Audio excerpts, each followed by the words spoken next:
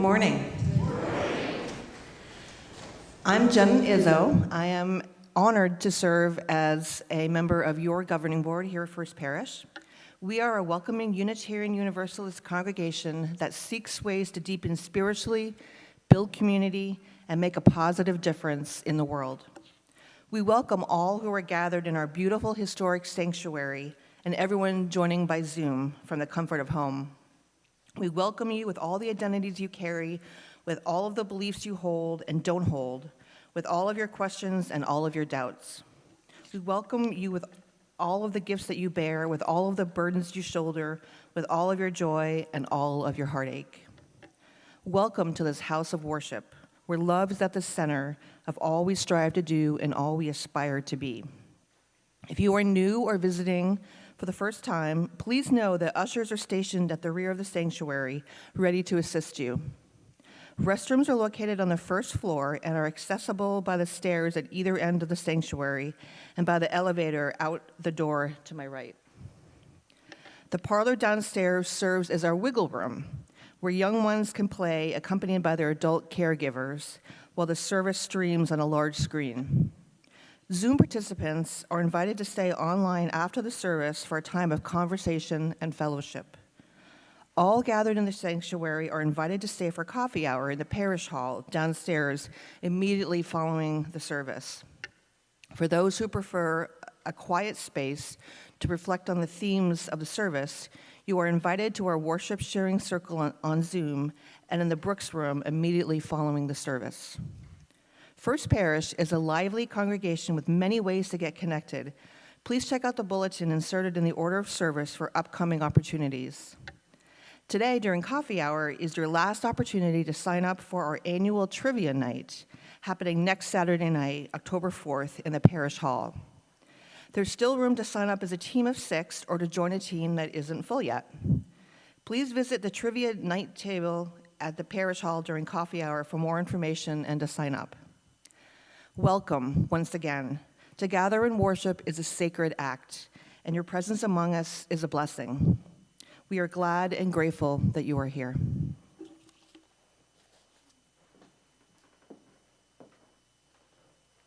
Thank you, Jen. Good morning.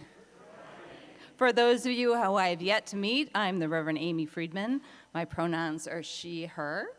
And for those of you who know me well, yes, I'm meant to be up here today. This is my opportunity to step into a slightly different role in our ministry team here at First Parish. I ordinarily serve as your Minister of Religious Education, and I'm delighted to step up here today to share with the adult community a little bit something I know. And I want to thank the Reverend Jenna and Dawn and Anderson and the Concords for being a part of this service today. And you may have noticed a familiar face. Eric Hunnicky is here today as our guest musician substituting for Simon. And so we are so grateful to be together as a team this morning. Our call to worship this morning comes from Jack Mendelson. He is one of my favorite Unitarian Universalist ministers. He passed away in 2012, and his legacy continues to live on both in my heart and in our religious movement. Here in this sanctuary of ancient dreams, wisdom, and beauty, we come to grow, to be healed, to stretch mind and heart, to be challenged and renewed, to be helped in our own continuing struggles for meaning and love, to help build a world with more justice and mercy in it, to be counted among the hopers and doers in the face of cynicism, darkness, brutality around us and within. We seek to align ourselves with a living community who would affirm rather than despair, who would think and act rather than simply adjust and succumb. Here we invite the spirit of our own humanity and the healing powers around, through, and beyond it to give us the nerve and the grace, the toughness and the sensitivity to search out the truth that frees and the life that makes all things new. Come, let us worship together.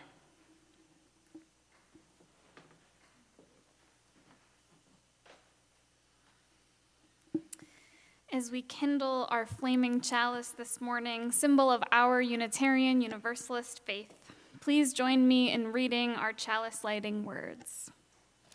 Today we gather with intention and creativity, releasing what we must, shaping what we will, in a space made possible by generations of community care and the courage of connection.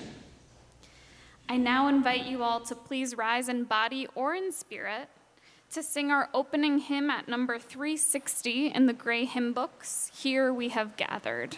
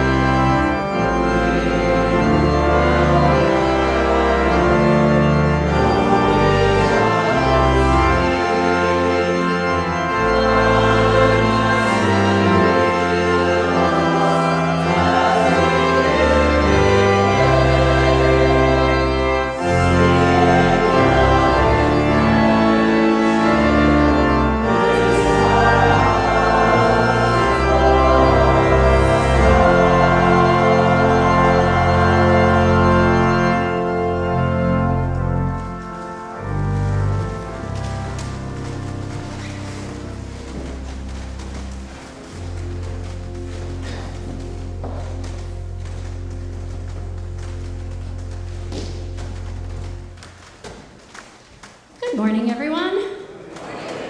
My name is Dawn Van Patten. I am the Assistant Director of Religious Education here at First Parish. And this morning, I am giving the time for all ages. So I'd like to invite the children to come forward and sit here on the floor in front of us. We have a few stands here, but I think we can make it work. I know a lot of people are at the Mighty Moose this morning, so it's. Could you hear them? Could you hear the cheering and the music from maybe you could, if you were behind the church this morning, you could hear. Good morning, everybody. So, I am curious to know, and this is a question for everybody, what you believe is the best food. So I'm going to give you a minute. Think about it. Think about what you think is the best food. So you interpret it as you choose, and when you have something in mind, all of you, raise your hand just so I know you're done thinking. Oh, some of you are quick. Some of you knew right away. Others are taking a little more time. People out there still need a little more time? Okay, I see some. Okay, great. So what I'm going to do is I'm going to just kind of scan the whole room, and when my scanner comes across where you're sitting, I want you to call out that food if you're comfortable doing so, okay? This is for everybody. So you can put your hands down because we're going to all take part in this one, right? Okay. Ready? We got this. Okay. Vegan food, Thai food, candy, oatmeal, chocolate chip cookies, truffle cookies, crumble cookies, all kinds of cookies being represented up here. That is a huge diversity of beliefs. Not surprising, right?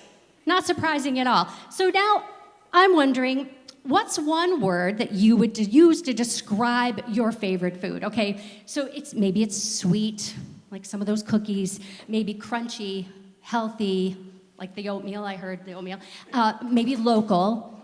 You decide what is a quality of your best favorite food that you think comes to mind when you think of your food.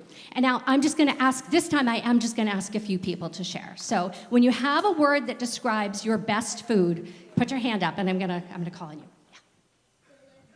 Delicious. Noah. Crunchy. Crunchy. Ryan. Sugary. Elise. Delicious. Okay. Yeah. Savory. That's a really good one. Yeah, back there. Crunchy, I heard squishy. What was the first part? Crunchy and squishy. I'm really curious what food that might be. All right, so cookies? All right. Sushi! All right, thank you. I love this community bringing it forward so I can hear what that is. Thank you for that. I appreciate it. That is so many different words, right? So pizza, so many different words, different qualities of foods that you all think are the best food, right? So I believe that for many of you, maybe even most of you, the food that you think is best right now might change, might not be your best food for the rest of your life. You might change your mind. You might try different things and change your mind. So I believe that top food right now might be knocked out of its spot and replaced by something totally different, or maybe something not so different. So what has to happen for that to occur? What has to happen for you to find a new best food? Yeah, there's some ideas.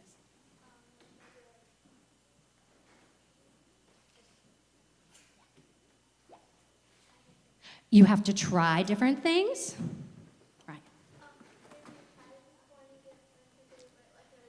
Maybe you've had it before and you didn't like it, so you're going to try it again and you'll like it the next time. What happens for you to even attempt to try a food? What do you have to do first? Or what are some of the things you have to do to try a new food? Yeah.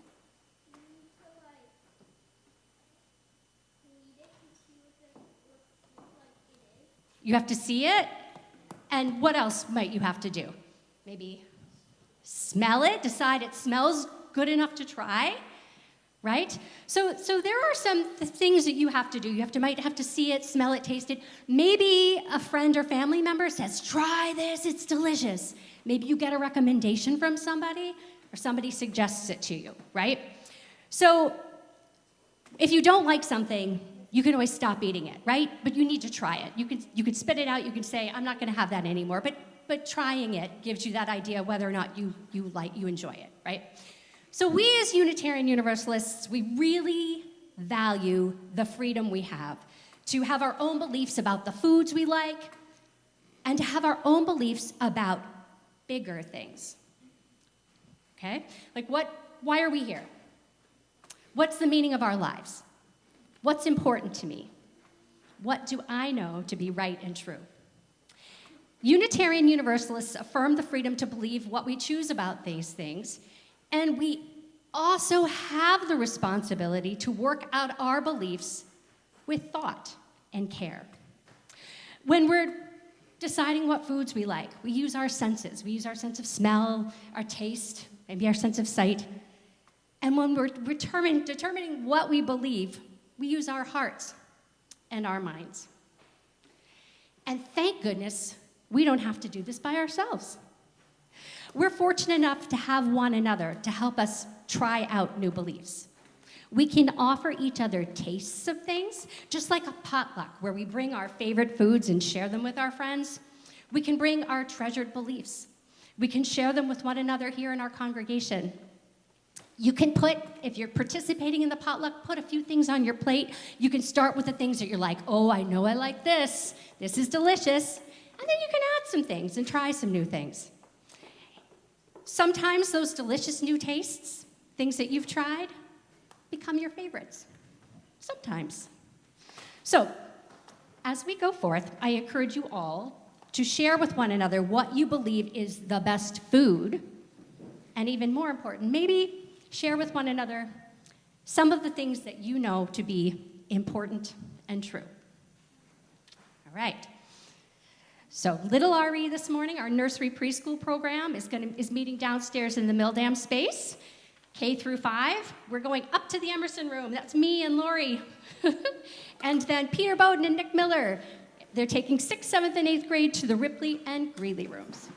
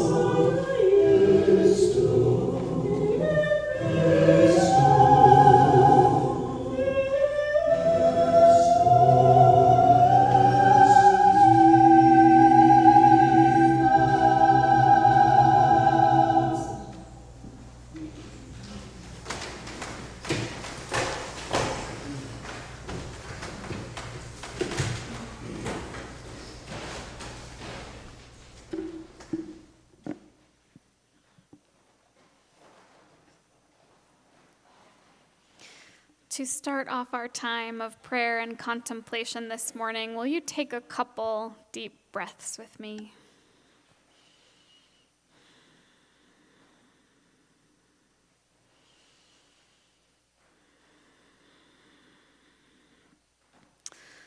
Let's continue taking deep breaths, connecting ourselves to the sensing body, and in the doing, hopefully, that soft spot in our hearts.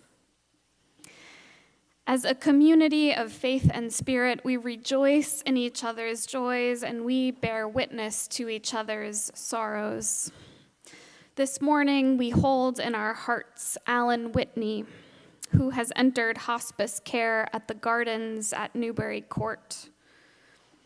For now, the family is prioritizing visits and time with family, but appreciates your thoughts, your prayers, and for Alan's First Parish family to hold Alan and his spouse Lois and their kids Sarah and Eric in love and care.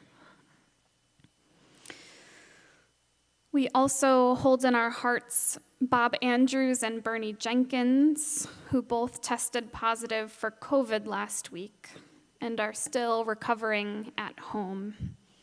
They hope and expect to be back in church soon.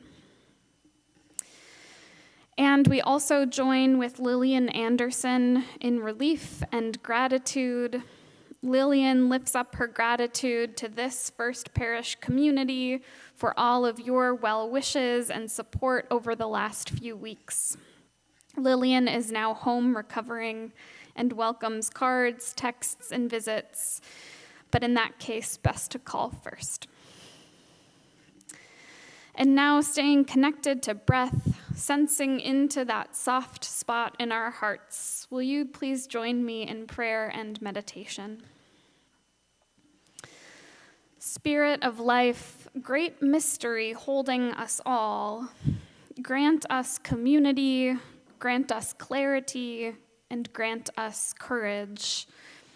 Week after week, the signs of authoritarianism and fascism continue to escalate at staggering speeds. What began as the systemic undermining of the right to due process has morphed in recent weeks into an assault on the independence of justice and oversight, and has morphed again into targeted attacks on our free press and rights to free speech, paired with the scapegoating and inhumane treatment of marginalized communities.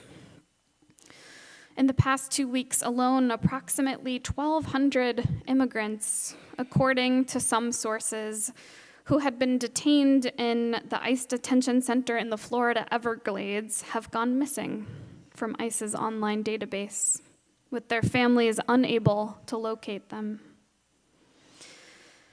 As my colleague, Reverend Ellie Kilpatrick, reminds me, it's a lot easier to silence individuals than it is institutions.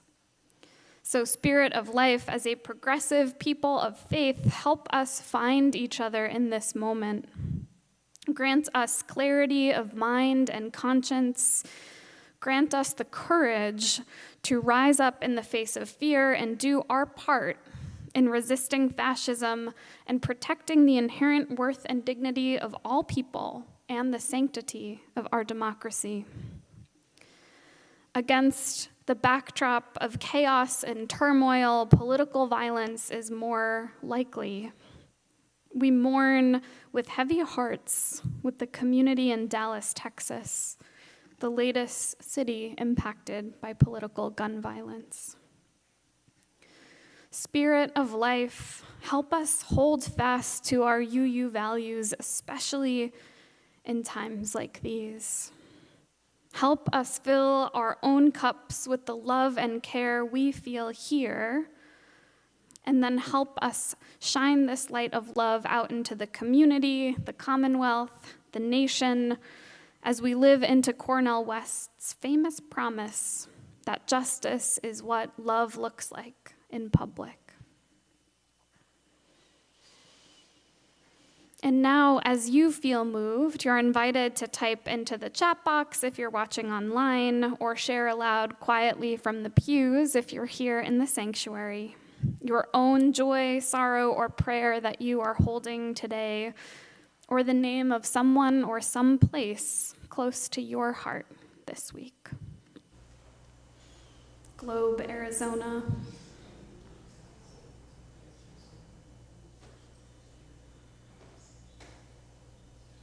Southport, North Carolina.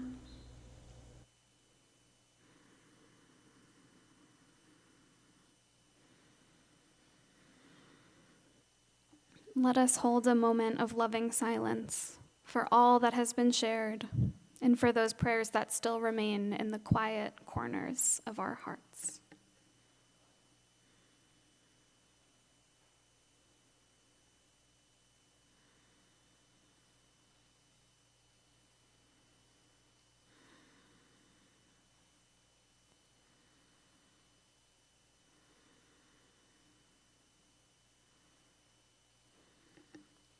Amen.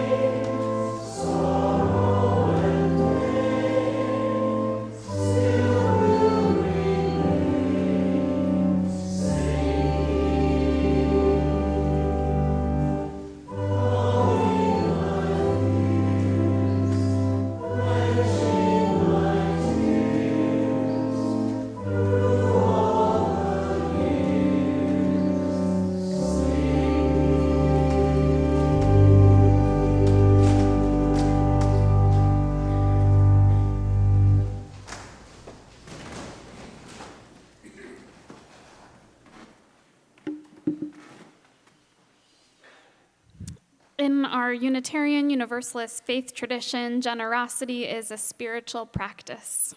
Our generosity connects us tangibly to one another in relationships of interdependence and mutuality. For the month of September, the plate collection will be joyfully shared with Concord Prison Outreach. Concord Prison Outreach, an organization made up of a coalition of individuals and faith communities like ours, has a mission to offer high-quality, transformative programs that focus on education, personal growth, and increased opportunity for incarcerated folks and their families. They provide programming in 8 cities across the state, believe in the power of restorative justice, and are rooted in the belief in the inherent worth and dignity of all incarcerated persons. The offering collection will now be generously given and gratefully received.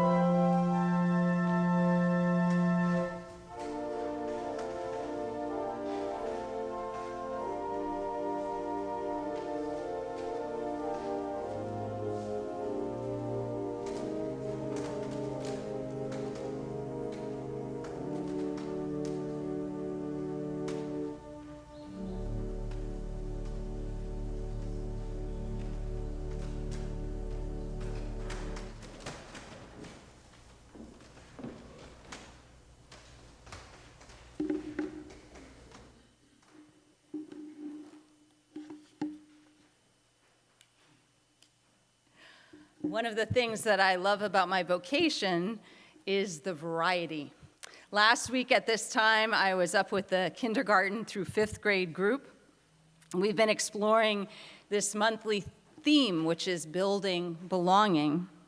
Our session included parachute games out back, and then we came in and we discussed our covenant. That is, what is our promises? How will we be together?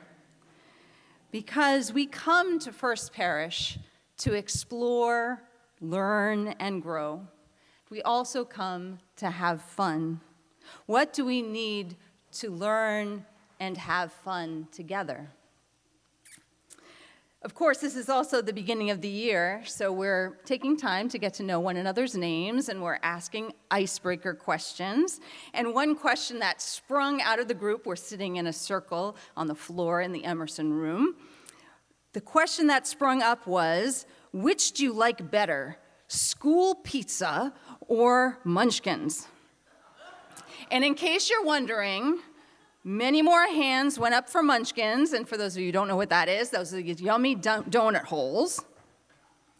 But the reason I mention it here was the teaching moment that arrived, as you know, often unplanned.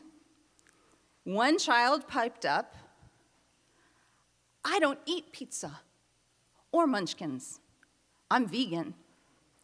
To which another child responded, "Oh, I could never be vegan." And I am so grateful for my co-teacher, Lori, who's up there with them today, who without missing a beat reminded the circle that as Unitarian Universalists, we respect one another even when we do not agree. And I added, it is a gift to be in a circle of diverse viewpoints, because that's how we learn and grow, by finding out more from the perspectives and experiences of others. We learned about cashew cheese. And of course, I am referring to much more than food preferences. As Dawn mentioned in that time for all ages, our community is actually nourished by the food that we bring to share into this community. And as a child, I still have some handwritten recipe cards from elders in my congregation that make my family table even more delicious. But I am a Unitarian Universalist, not only because we are a multicultural community, but we are a multi-faith community. Like some of you, my family is made up of different religious backgrounds. My paternal side is Jewish, my maternal side is Catholic. I resonate with Buddhist teachings. There's no other religious community for me that affirms all of who I am, the beliefs, experiences, traditions, and practices that shape me. This is my chosen faith, as we call our liberal religious tradition. My spiritual journey is nourished by remaining open to other people and the sacred found in wisdom teachings and the cycles of nature. In the words of our spiritual ancestors, revelation is not sealed. Our fourth Unitarian Universalist principle affirms a free and responsible search for truth and meaning. This means that all of who you are is welcome here. Your beliefs, experiences, traditions, practices, as well as your questions and doubts. As was alluded to in our prayer this morning so eloquently by Reverend Jenna, we are living in difficult times. Many of the values and institutions that we hold dear are under attack or vulnerable. History teaches us that society is always changing. However, we are living in a time of rapid change and a growing awareness of the stress on the environment, people, and all living beings. This is leading to what John Vervaeke has called a meaning crisis, with young people and adults experiencing increasing anxiety, depression, and despair. In the spring of 2023, our U.S. Surgeon General at the time, Dr. Vivek H. Murthy, called loneliness an epidemic. He warned Americans that loneliness is not just a bad feeling, but it harms both individuals and societal health. These are the waters we are swimming in, that we're trying to help our young people and the next generation navigate. Is it any wonder that we often feel overwhelmed and exhausted? In the 1980s, the Reverend Dr. James Luther Adams, a UU minister and deep thinker, was asked why people come to our religious community. His answer continues to resonate today: intimacy and ultimacy. We come for intimacy, a safe place to connect, belong, and build community. We come for ultimacy, to reflect on and experience the sacred. And I would add to that, agency. We come to find ways to act, to live our values and make a positive difference in the world. Intimacy, ultimacy, agency.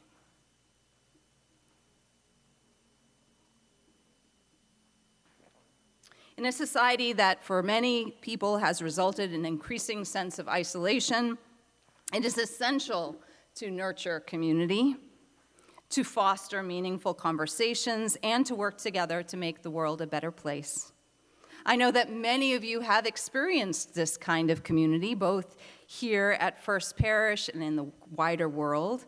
The idea of meeting with a circle of people regularly create in and of itself is a satisfying way to break into the rush of daily activity, and a group of strangers rapidly becomes a supportive circle that cares and offers assistance to one another. From my small group experience, I've discovered that when individuals share stories in that environment of mutual trust and respect, a remarkable thing happens. We are heard into speech. Through sharing our particular life experience, universal truths are revealed. We're able to get in touch with a deeper place of knowing. For example, in one session where there were two participants that I never thought would find anything in common, I would call kind of a juicy pagan and a very intellectual atheist, when we talked with one another about our peak experiences, it was revealed that each had a deep connection to nature. Over time, the small group ministry program that I helped develop in Newport, Rhode Island, deepened the connection between members and improved our ability to listen to one another, also in meetings and throughout our lives. I remember one member confiding in me that her adult daughter had paused a conversation they were having and said, "Mom, you're really listening to me." And being in a small group with that practice of attentive listening had allowed her to be there for her daughter in new, life-changing ways. Participants in small groups often discover an increasing awareness of spiritual issues throughout their lives. For example, after a session on forgiveness, one member was able to take real steps to mend a relationship. By exploring silent meditation with his group, another person decided to take up a regular practice. A session on food for the soul inspired a group to go off and visit a local gallery they had never entered before. Service is a natural extension of meaningful conversation. For once we are connected to our beliefs and to other people, we are motivated to take action. The participants engage in ministry to one another and then in turn outward to make a difference in the world. So this morning, we are going to focus on the very simple question, why are we here? No, not the larger, like, why are we here in the cosmic sense, but here in this community. I'd like to ask for the slide. Oh, he's so good. Thank you. So this question is both on the screen and in your order of service. Reflect for a moment on what brought you here to First Parish. Perhaps this is your very first time entering this meeting house. You might have come from another congregation, whether Unitarian Universalist or another tradition. Perhaps you've been part of this community for quite some time. We follow many paths, but we each have reasons for being here. What are yours? So I'd like you to take a moment to find someone who does not live in the same household as you. And it might be very easy. You might just be able to turn to have a conversation with someone next to you. Or if you happen to be sitting a little further away, I invite you to actually get up, because I don't want you talking across the aisles or way over pews. Find someone to talk to share your insights about this question. I'm going to give you some moment to move if you need to. Find your partner.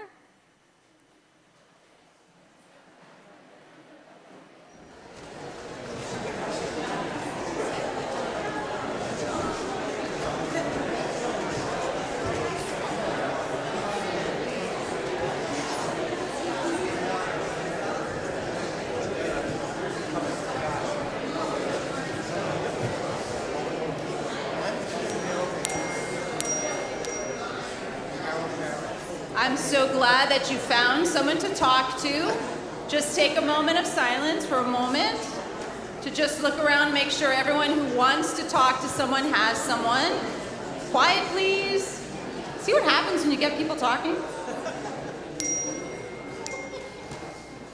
The way that this is going to work is you're each going to get about a minute to share, and I'd like the other person to just listen. No comments, no interruptions, just listen. There'll be plenty of time for more conversation during coffee hour and other opportunities. And then I will ring the chime so you won't have to be worrying about the time, and then you'll switch. So whoever would like to may now begin. Thank you.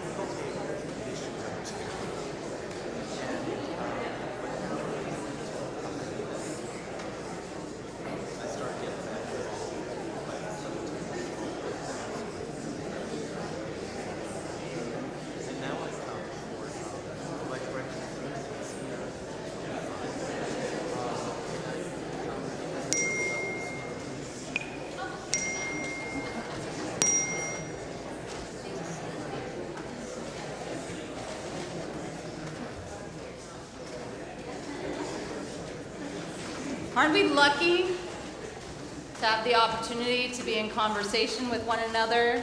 Some of you may have known each other for a very long time, but there's still something new that emerges in the sharing today, or something emerges from the listening and attention today. And some of you may never have been here before, and I'm so glad that you are. Your presence here today builds and nurtures our community. My mentor, Barbara Hamilton Holloway, writes, "Our attentive listening to one another is a way to show love and create beloved community." So, this is just a little taste, kind of like the message earlier today, an opportunity for us to continue to nurture one another and to deepen our community experience. I know that many of you have experience both as leaders and participants in small groups, and I welcome conversation with you about those experiences. This year we are going to be experimenting with a variety of small group formats, and we're also going to be considering what sort of topics that we would like to address as a community to nurture our conversation, our connection with meaningful questions and challenging issues. So you are invited to join in exploration. In the order of service, you'll find my email address. You'll also, of course, find it on the website, or happy to have in-person conversations or just an email. No experience is necessary. We come to our communities to seek a place to belong, intimacy, a place to seek meaning, ultimacy, and a place to make a difference, agency. I look forward to continuing this spiritual journey with you.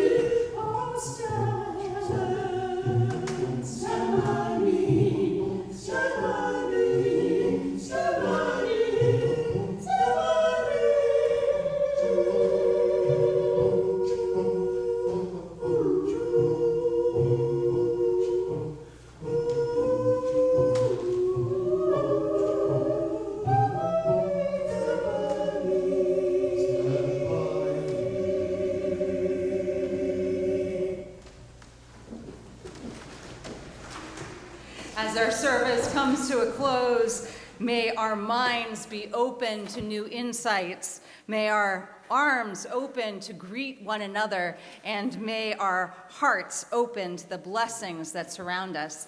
Please join in our closing hymn, number 131, Love Will Guide Us.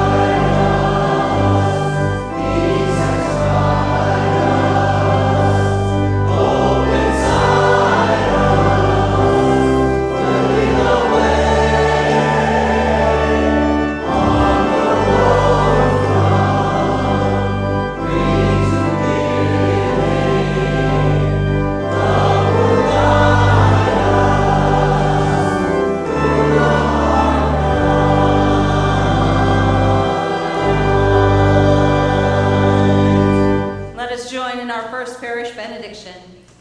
Go out into the world in peace. Have courage. Hold on to what is good. Return to no person evil for evil. Strengthen the faint-hearted. Support the weak. Help the suffering. Honor all beings. Please remain seated to enjoy our postlude.